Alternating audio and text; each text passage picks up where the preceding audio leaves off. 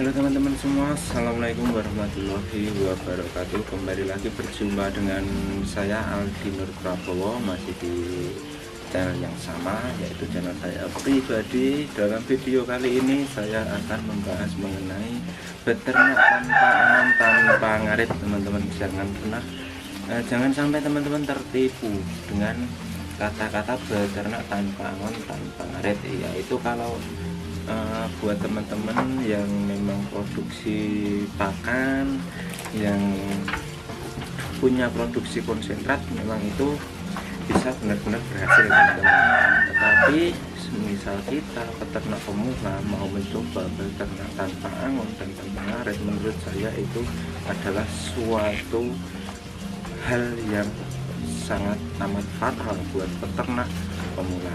Jadi untuk peternak pemula saya sarankan tetap harus persiapan yang namanya pakan.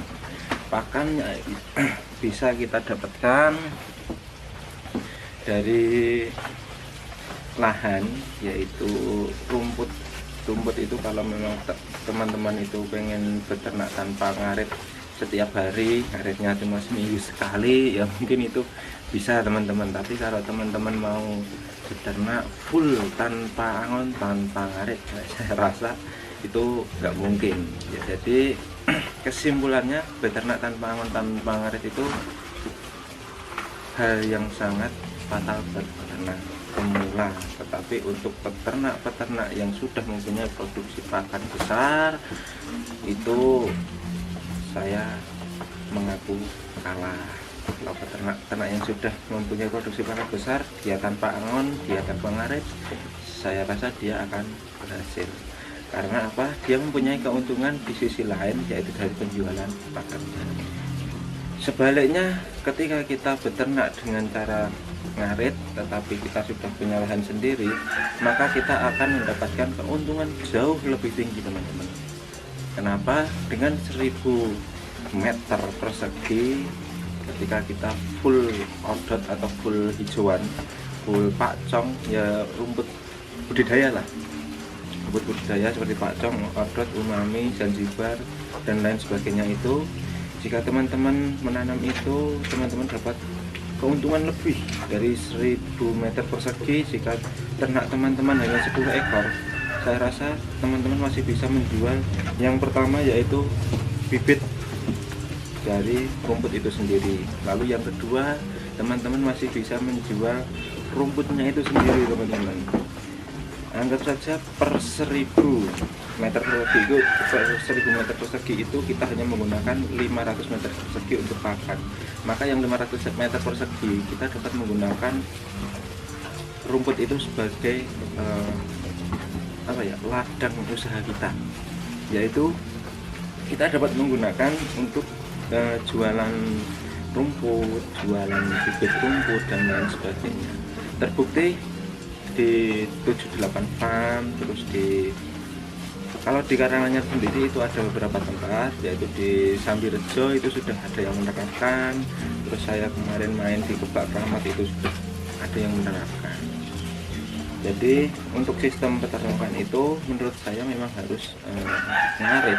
Ya walaupun ngaritnya itu cuma seminggu sekali, kan tetap yang namanya seminggu sekali itu kita tetap ngarit teman-teman. Kalau kita mau full konsentrat, saya rasa itu hal yang sangat sulit untuk peternak-peternak pemula.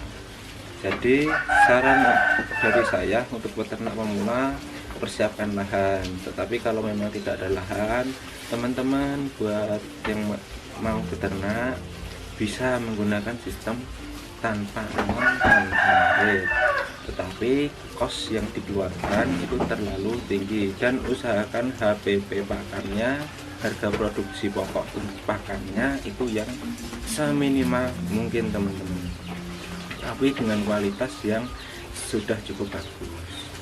Nah, kali ini saya akan memberikan sedikit saran dan tips bagaimana caranya teman-teman bisa sukses dalam beternak. Yang pertama, teman-teman adalah persiapan lahan terlebih dahulu. Ketika teman-teman sudah punya lahan seluas mungkin, bisa sewa seperti di 78 atau mungkin teman-teman sudah punya lahan secara pribadi, teman-teman langsung tanami suket atau rumput budidaya sebanyak mungkin. Jangan khawatir kalau nanti rumput itu tidak habis.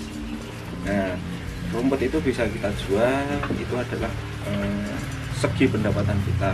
Yang kedua, yaitu usahakan kotoran itu bisa bersih teman-teman. Jadi ketika kotoran itu bersih, tidak ada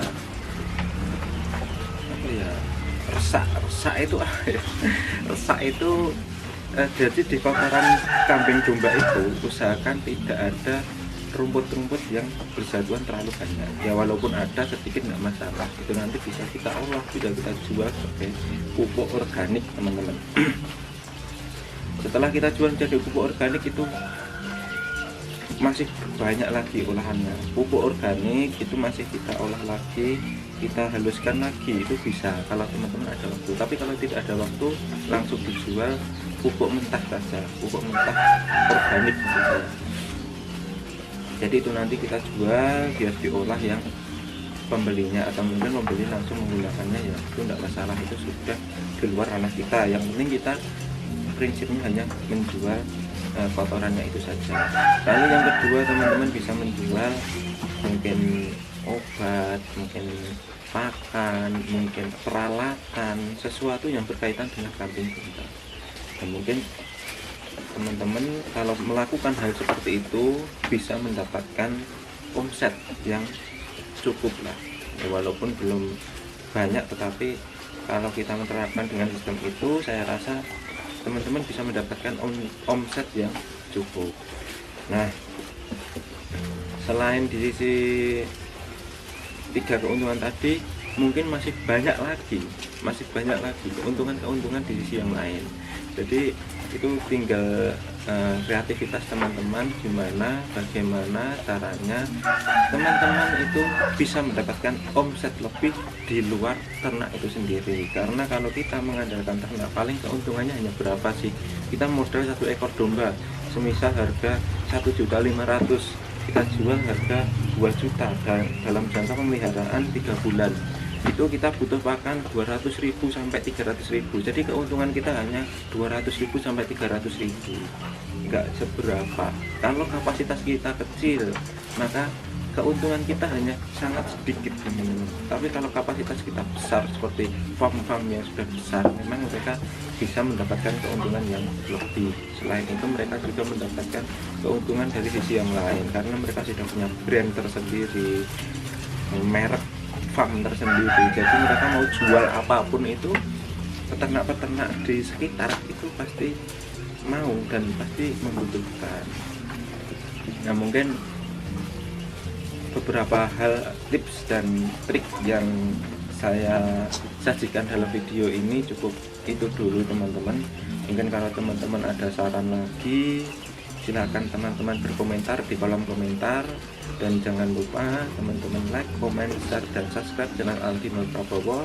Semoga channel ini bermanfaat untuk teman-teman semua, dan semoga teman-teman bisa beternak dengan baik dan benar.